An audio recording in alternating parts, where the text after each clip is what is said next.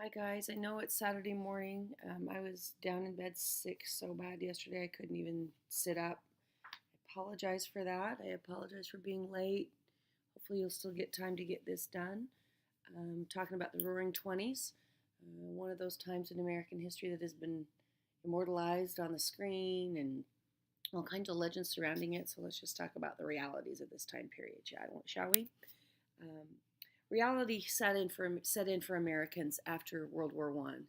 The horrors of World War One dealt in a shattering blow to the widespread belief that Western civilization was steadily progressing, an assumption that had been a powerful stimulus of progressivism. All of the progressives thought we're getting better, the world was getting more civilized. Unfortunately, with the advent of World War One and how horrible and devastating it was, they realized that wasn't exactly true. So a new modernist mindset arose. Modernism manifested itself in a cluster of diverse intellectual and artistic movements. There was Impressionism, Futurism, Dadaism, Surrealism. Those are all art movements. And then Freudianism, which was a social, psychological movement. The French Peter Gauguin described the time as an epoch of confusion. It was just a crazy time uh, to be alive and to try to process all of these things that had happened in the United States and abroad regarding life and how to be, and that men could be so cruel and devastating. Um, it was kind of it arose out of a widespread recognition that the Western civilization had entered an era of change, and it was these upheavals of modernism produced this crazy should we follow rules, should we not follow rules kind of ideal. So anyway, by the 1920s, over half of the white men and a third of white women working in industry were immigrants, mostly from Eastern Europe. Uh, that socialism and the anarchism also came from these areas was not lost on those with nativist tendencies, and soon these immigrants were viewed as suspects. Nativism, which we've talked about before, the fear of everything from foreign, once again swept the nation. This led the people and government to place limits on immigration. Uh, we had the Chinese Exclusion Act of 1882, but now we start putting quotas on the number of people who can come into the United States, and it's the first time that there has really been a generalized limit on immigration from throughout the world. A series of laws were adopted to restrict the number of immigrants per country per year. Prohibition was ratified in 1918 as the 18th Amendment. Although it made the sale of liquor illegal, the law was impossible to enforce. The manufacture and distribution of alcohol during this time turned to an organized crime. This is a picture of what is called a speakeasy. A speakeasy is a place that had a civilized business front to it, but then if you knew a password or knew where the entrance was, you could go into a special place that was kind of underground or back hidden behind where they would sell alcohol. Al Scarface Capone rose as a mob boss who earned a living through bootlegging liquor and enforcing his will through violence. Like I had told you about Boss Tweed, how it was the beginning of the mob actually starts in the 1920s with some of these men who used bootlegging liquor as a way to launder money and to kill people. Capone bludgeoned to death several police lieutenants and ordered the execution of dozens of his criminal competitors. Um, it was Prohibition was an experiment that, as Herbert Hoover called it, he said the experiment noble in motive and far-reaching in purpose. However, it was a failure. It just couldn't do the things that it wanted to do because it couldn't be enforced. Churches at this time felt threatened by the rise of modernism, which also brought the mindset that the Bible should be viewed in a scholastic, scientific light. That is, Darwin's theory of evolution should be reconciled with the teachings of the Bible. So they wanted to be able to find out a way to kind of see how both of them had a place to fit in society. Fundamentalism is the belief that the Bible should not be viewed under scientific scholarship, a trend that had been growing since Darwin's theory of evolution had first been introduced. In 1925, Tennessee outlawed the teaching of evolution in schools and in colleges.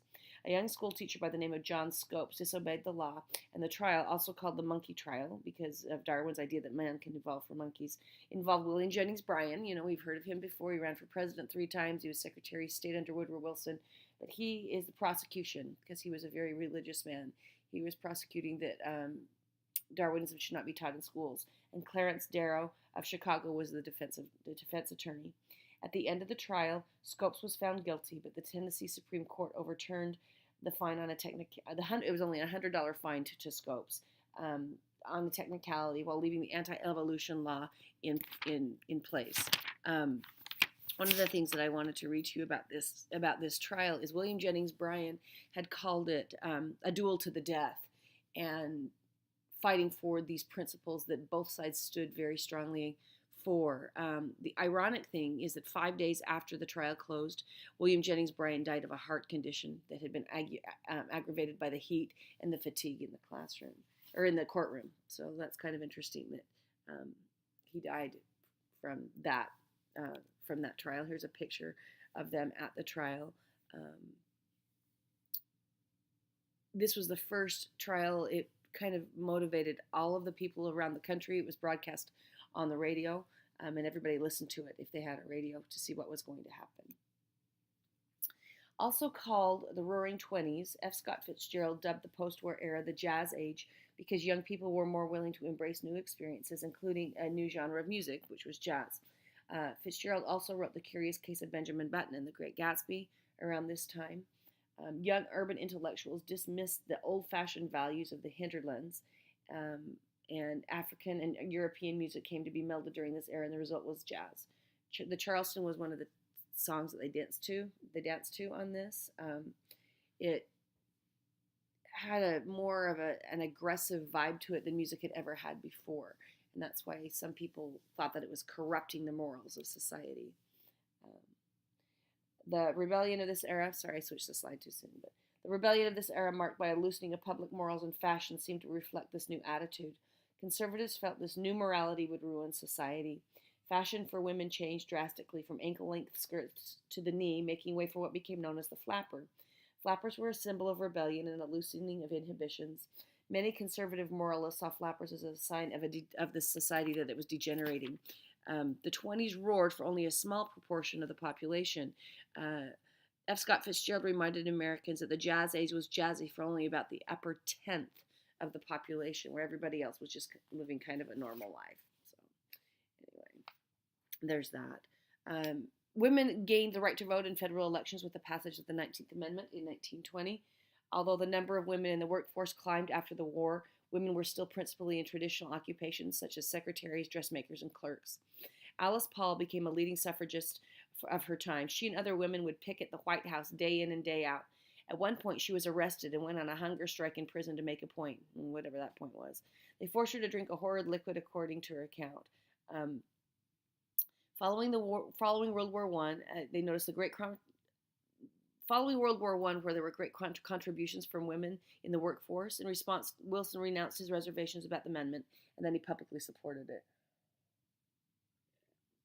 So he changed his mind, seeing that actually women could make a difference in the workforce and do things that were important outside of home life. The most significant development in African American life in the 20th century was what's called the Great Migration, when white workers were drafted for the war and blacks were encouraged to move north and take over for the soldiers.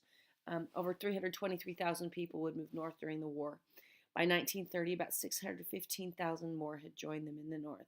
So by 1930, the population of the north had changed more than about 1 million black people had moved from the south to the north, changing the demographics markedly from what it had been all the way through the Civil War and through the early 1900s. Black nationalism also rose with an emphasis on cultural issues. Nationalism is different from patriotism, which is patriotism is an intense love for your country, but Negro nationalism, which exalted blackness, black cultural expression, and at its most extreme, black exclusiveness. So that's what the black nationalism was, is that there was a black superiority, whereas there's the white nationalist, which encourages a white superiority. The greatest supporter of this movement was Marcus Garvey, who created the Universal Negro Improvement Association to promote the recolonization of Africa by the members of this society. Garvey declared that the only lasting hope for blacks was for them to flee America and build their own republic in Africa. He didn't have that many supporters or that many people that followed him, but he did have some. When Einstein announced his theory of relativity, he upended 2 centuries of conventional wisdom. He says that there's a curvature of space-time, and depending on where you are, space and time can change. This would lead to the birth of modern physics. Other scientific studies during this time were also transformed by this redefinition of thought. Einstein's ideas went really big, were all about the big things. He was thinking about, the universe and the way that time interacts with planets. But Max Planck, he went really small. He discovered the idea of quanta. He discovered that electromagnetic emissions of energy, whether as electricity or light, came in little bundles called quanta. The development of quantum theory suggests that atoms were far more complex than anyone had ever believed. So we've got these grandiose ideas of the universe, these little teeny things, even smaller than atoms, quanta. Thinking was undergoing revolutionary change at this time in history.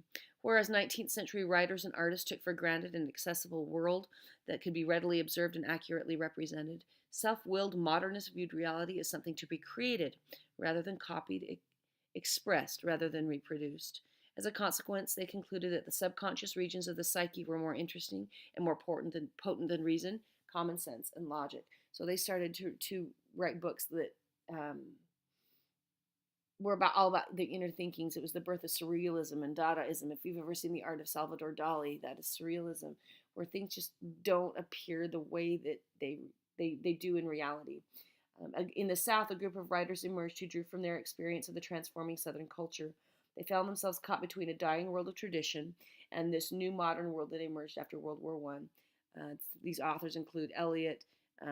They also included Thomas Wolfe and William Faulkner, trying to portray the way that society was changing everywhere.